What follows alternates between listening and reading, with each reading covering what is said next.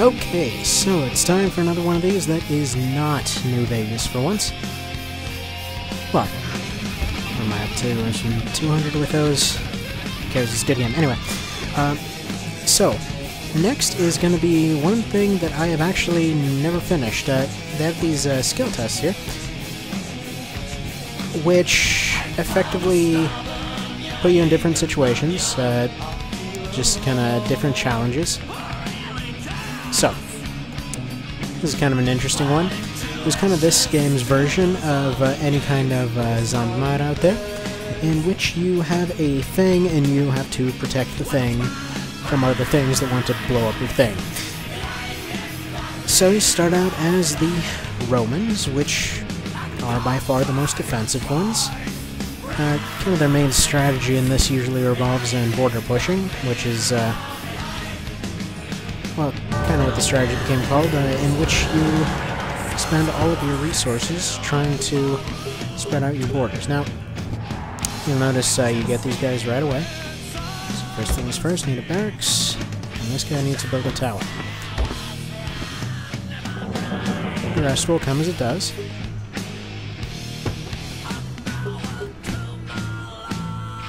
Now next we need another city, which will go nicely over here. Basically the idea is just kind of to max out resource production at first. Blackout restrictions were imposed with varying success. What in the crap? That sounds like crappy music that just started on the back, so I may have to go and change that. Okay, so you basically get raided constantly. So first things first is a lot of towers, and nearby the thing, lookout posts before they get expensive, which happens a little bit down the line.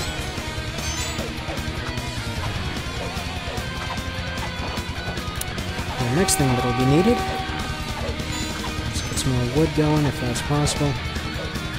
Whenever that's possible, I'll get more resources coming in soon.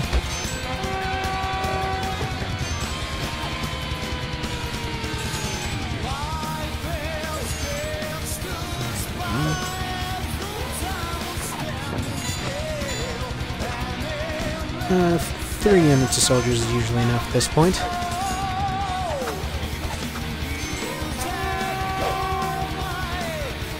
Really, the main problem is just getting to these higher cities here. Right, so next we'll need another city, which, to protect from raids from over here, we'll go over there. I'm well aware I should be using hotkeys for this, but what can you do?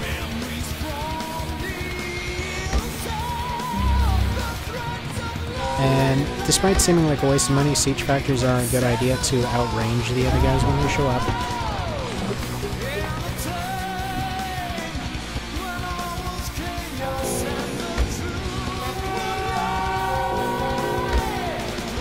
And also I'll be needing some leadership here.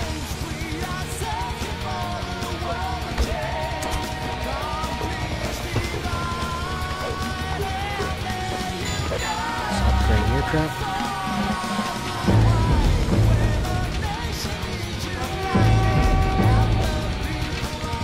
Garrison them over here.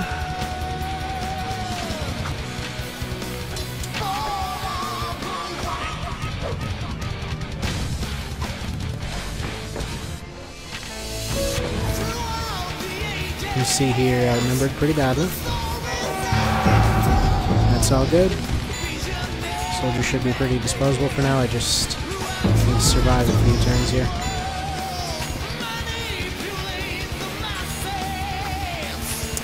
Also, they'll mostly ignore these outer towns, so it's a good idea to get a few extra resources from them while it's a possibility.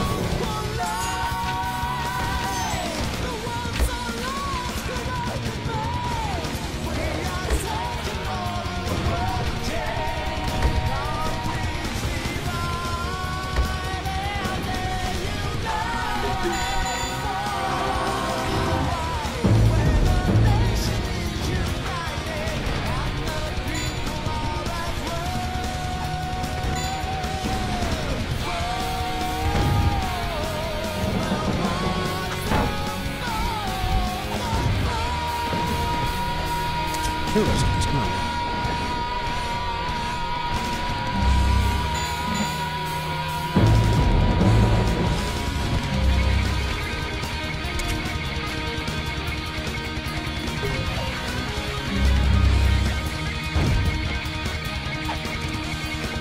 There we go. Got some money going. A little bit short for that still. Out of the way. That should help to completely block off this area. We're good to garrison up these outside towns.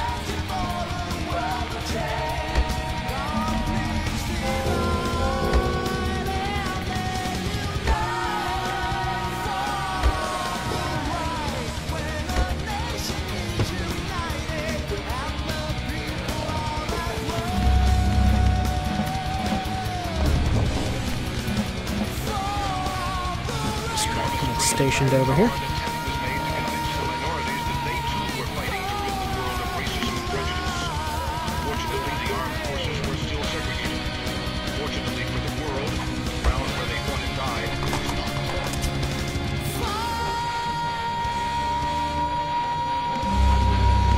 So this is the problem at which, well, there's a point at which guns were needed.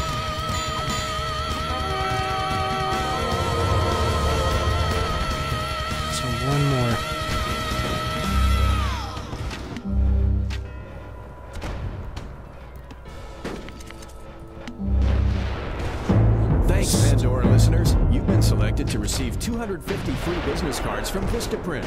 Use them as networking cards, dating cards, mommy cards, and more.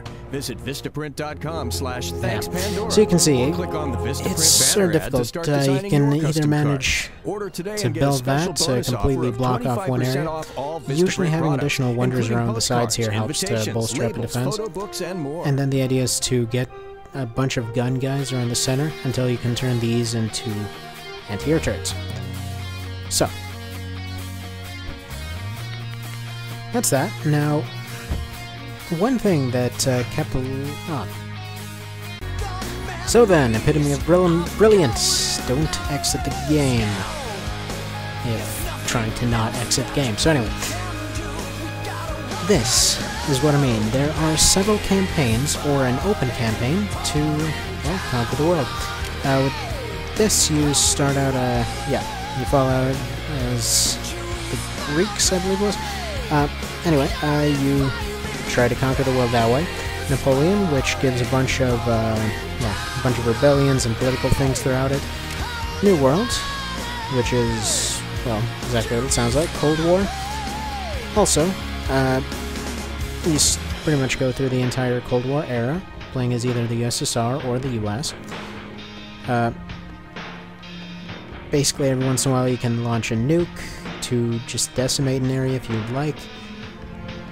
That's kind of an optional thing. Or the last one, which is, in my opinion, the most fun, it's Conquer the World. You basically start out ancient, end in the Information Age. These are all just selective eras.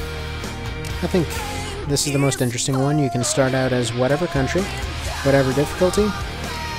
I have not actually played this for 2 months. I'm going to leave it on tough here instead of tougher, or toughest, which is pretty much the AI cheating already by that point. And I do mean they actually get extra resources coming in at all times. So it is, in fact, cheating on their part. So tough is effectively you're on equal grounds, but the AI is higher, without too much of a bonus. Just because classical to classical is just classical. It's the same thing over and over. Napoleon, I don't know. The whole rebellion thing just kind of went over my head a little bit. They all have their kind of gimmicks. So anyway, I guess I'll start with the Napoleon one and then do... Napoleon Bonaparte was one of the greatest generals in the history of the world. There we go. This poor Corsican officer proved that the great kings of Europe could be dethroned by a common man. Okay, so this is kind of how it works. You got your Risk-esque map here. Pretty much to move, you move one of your pieces somewhere to attack. The idea is to take over the world. exactly as it sounds. So then, when you go over an area, you can see its information down here in this square. It says who you're at peace with, who you want to attack. Like I said, the campaigns are all directed, so you have to follow some certain paths in them.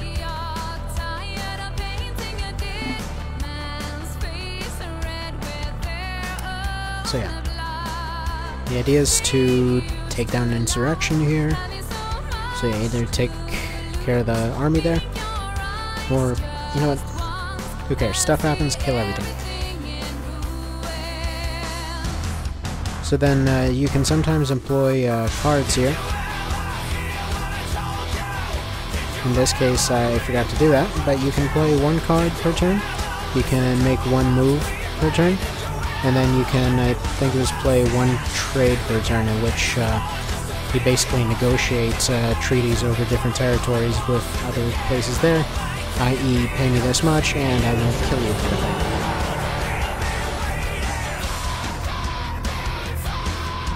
Huh.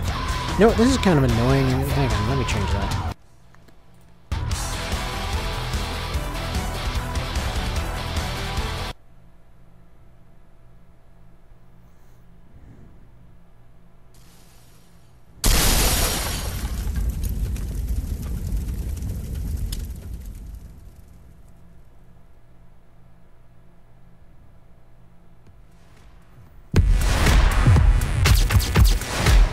Hey, Charlie. This place about to blow. We're angels, not saints. ABC's Charlie's Angels premieres tonight at 8/7 Central on ABC.